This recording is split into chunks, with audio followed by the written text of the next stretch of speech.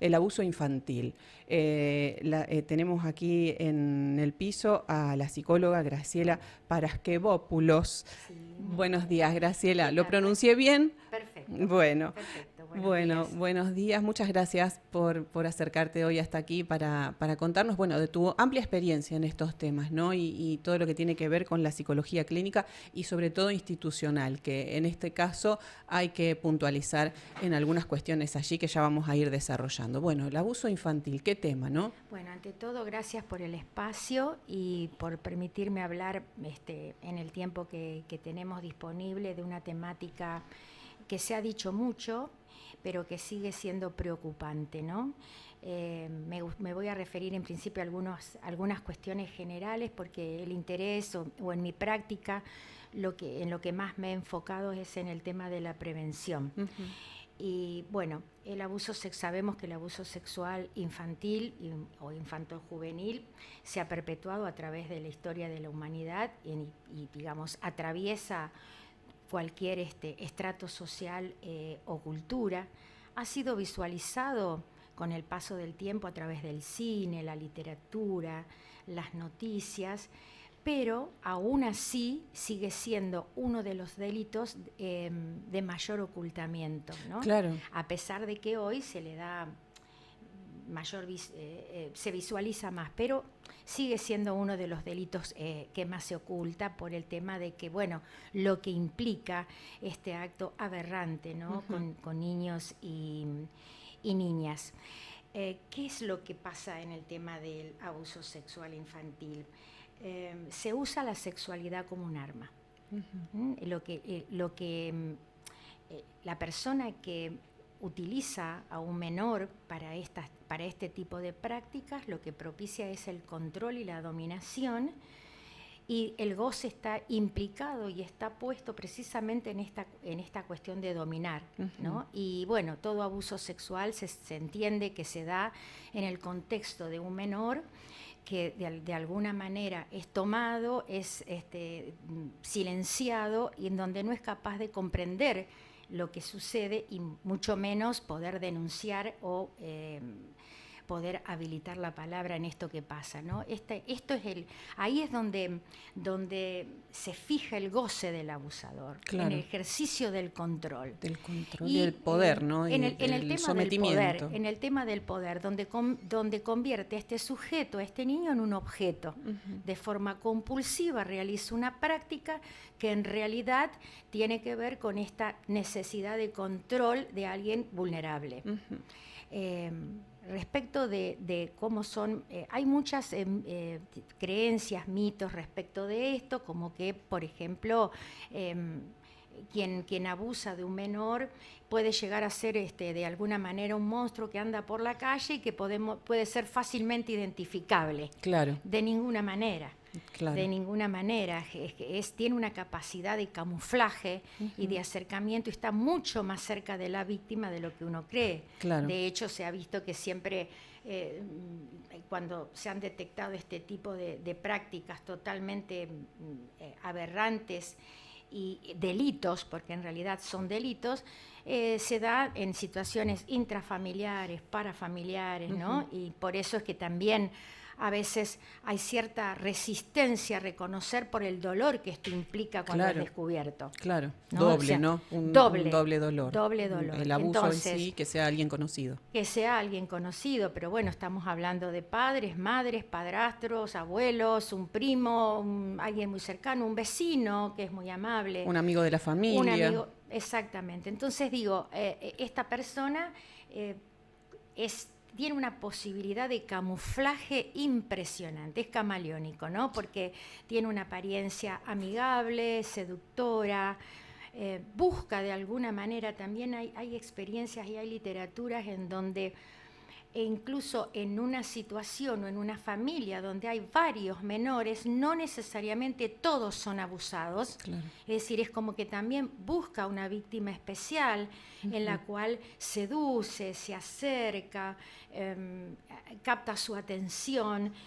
Es más, muchas veces hasta la puede hacer sentir a esa víctima, ese niño, esa niña, como seleccionada. Claro, especial. Especial, ¿no? Claro, lo pone en un lugar privilegiado. Exactamente, como que le da un lugar de privilegio, bueno, y así se da la perpetuación de semejante delito. Y a la vez esto, ¿no? De que, bueno, no te van a creer porque yo soy el amigo, yo soy la persona que, bueno, querida de la familia, o también esta manipulación, ¿no? Del menor a decirle, bueno, si decís algo no te van a creer.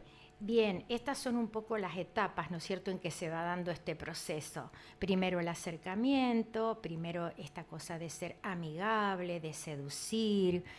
De alguna manera, nosotros decimos de una forma por ahí que puede significar mucho, como que vampiriza a la víctima. Claro. ¿No? La va como destruyendo, la va como aniquilando, la va debilitando de manera tal que en este proceso de seducción, de acercamiento, puede realizar el abuso, puede, digamos, ser objeto de estas prácticas para luego silenciarla. Claro.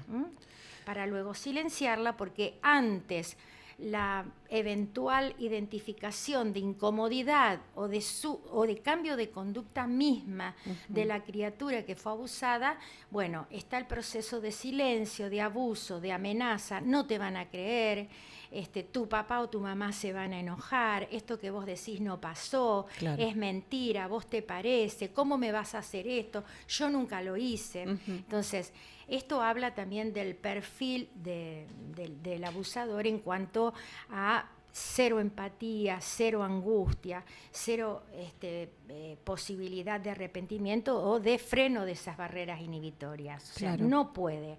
Es una compulsión hacerlo, donde realmente, vuelvo a repetir, no utiliza la sexualidad como arma de destrucción.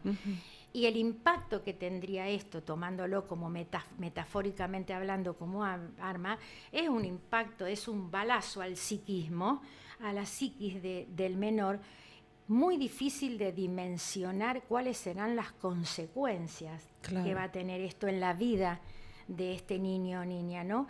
Que dependerá de muchos factores.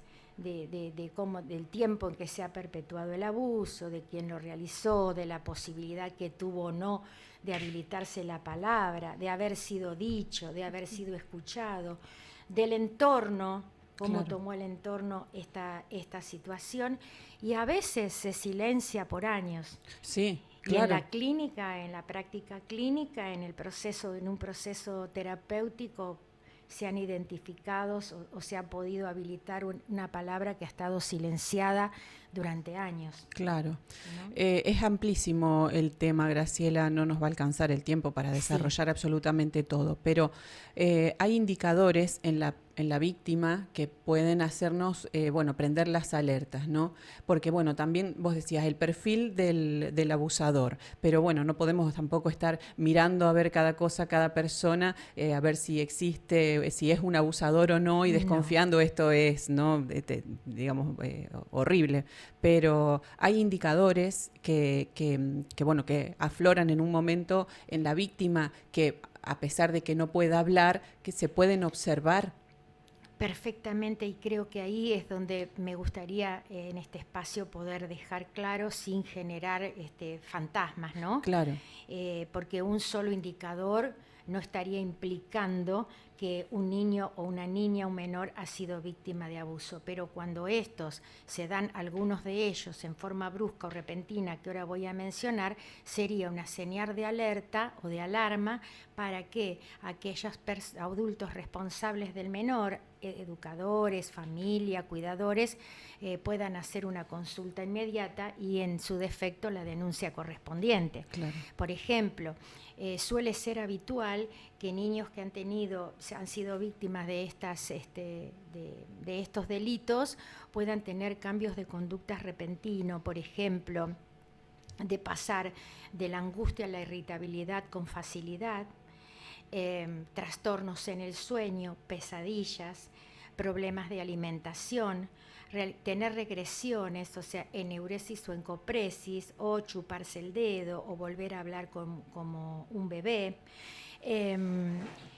tener conductas, este es un dato muy importante que yo lo he visto en el consultorio, lo he detectado mucho como psicóloga institucional a través del aporte, la observación de los docentes cuando consultaban, tener conductas sexualizadas, inapropiadas de acuerdo a la edad. Cuando de repente a través de gestos, de palabras, de juegos, movimientos, un niño o una niña evidencia este tipo de conductas que no corresponden, que sería casi imposible que pudiesen ser de que la conozcan si no lo hicieron, conozcan por la edad que tienen, si no han vivido alguna situación de esto, ¿no? También otro indicador interesante es cuando se evidencia marcado rechazo hacia una persona con la cual se acercaba habitualmente. Los trastornos de alimentación se ven mucho, por ejemplo, en el tema de abuso sexual, en tema de adolescentes, ¿no?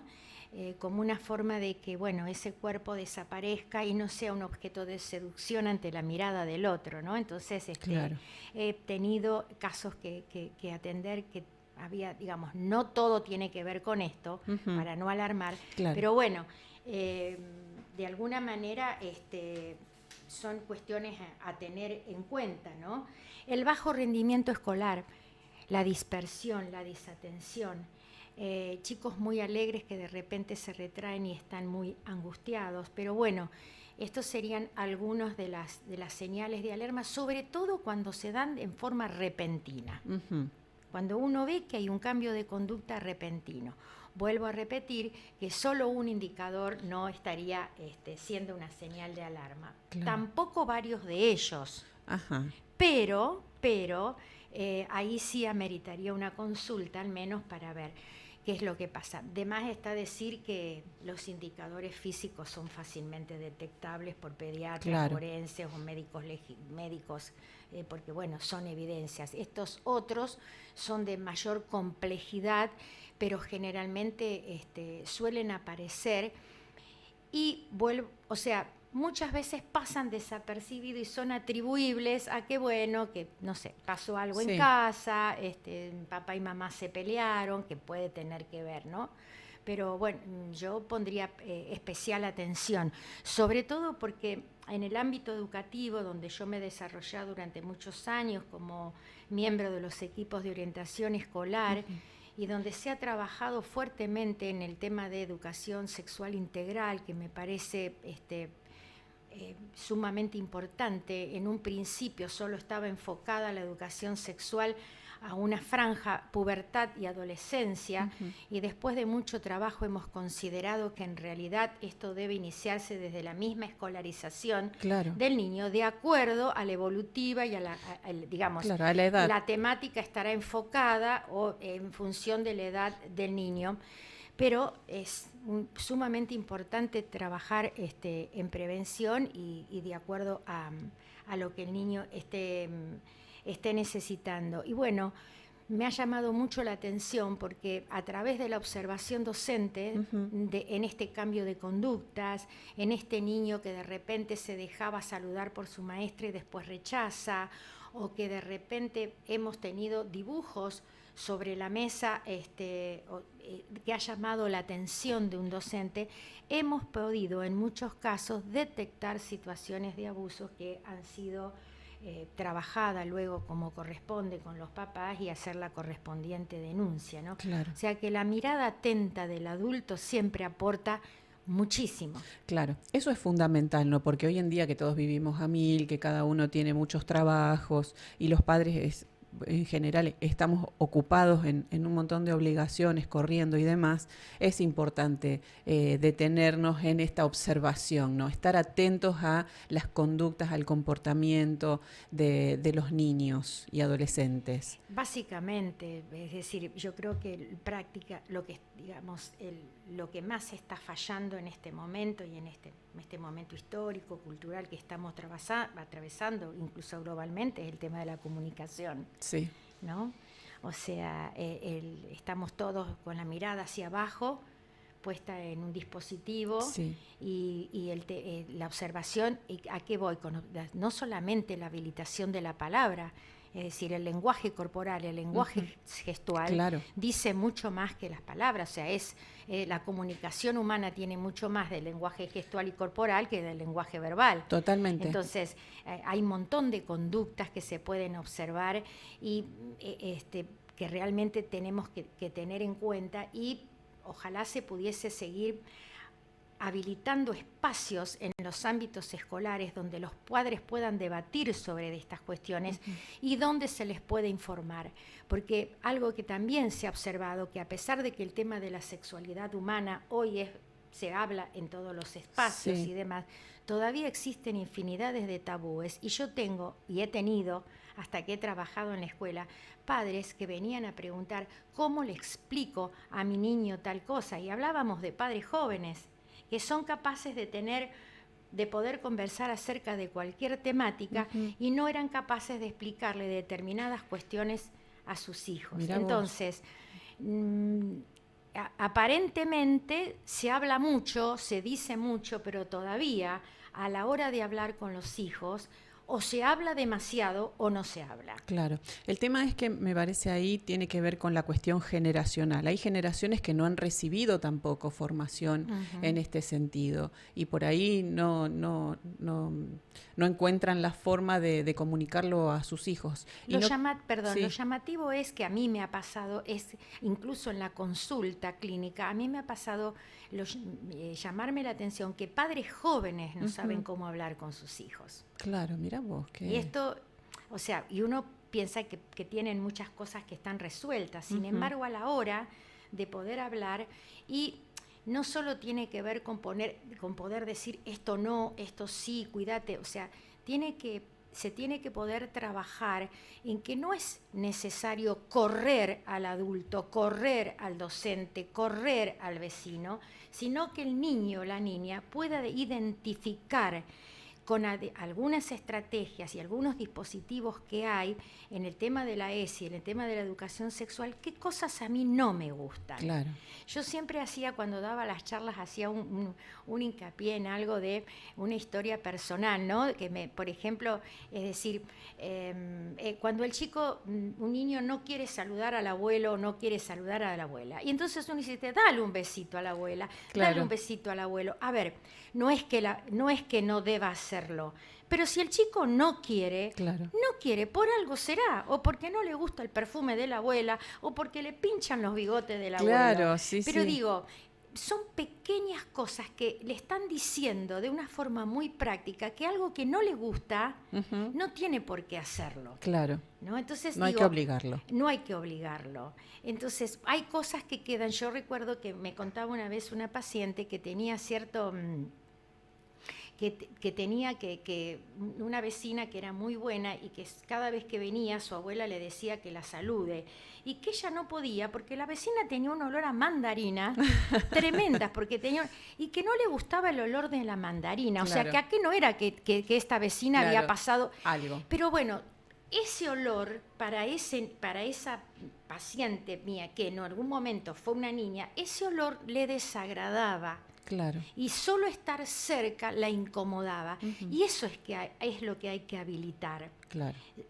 A poder decir qué es lo que me gusta, qué es lo que no me gusta. Y hay muchas estrategias, hay muchos dispositivos que se pueden hacer, pero también hay que dar el espacio y también permitirle a aquel educador, a aquel docente, de que pueda hacerlo. No se previene el abuso solo con prohibir a un maestro que no pueda cambiarle en un maternal un pañal. Esto no está pasando por ahí. No está pasando por ahí. Otro tema, Graciela, que me parece importante que los padres también pueden tener en cuenta y estar más atentos, es el tema del grooming. Esto de las nuevas tecnologías que, bueno, hacen que este tipo de abusos también se den por otro carril, ¿no? Es el ciberacoso, es el ciberabuso, o sea, es lo mismo puesto en las redes. Y que a veces también termina siendo de físico, porque el contacto por redes después puede terminar en un encuentro en algún lugar físico, Totalmente. ¿No? De alguna manera se opera de la misma forma, puede o no llegar al contacto físico, pero a nivel del psiquismo, a nivel de lo impacto que puede tener, bueno, acá ya estamos hablando a lo mejor en chicos, pero también ya adolescentes, es el mismo. ¿Por qué? Porque son expuestos a situaciones que, bueno, de la misma manera, quien propicia este espacio lo hace acercándose, seduciéndolo, tomando temáticas en común, música, juegos, Sí, a veces haciéndose pasar por alguien de de su la misma misma edad, hasta que va induciendo a prácticas o actividades de índole sexual, como puede ser fotos, Ujú. desnudez, pornografía, hasta llegar a concretar Claro, la posibilidad de un encuentro. sí, Pero volvemos a lo mismo, ¿no?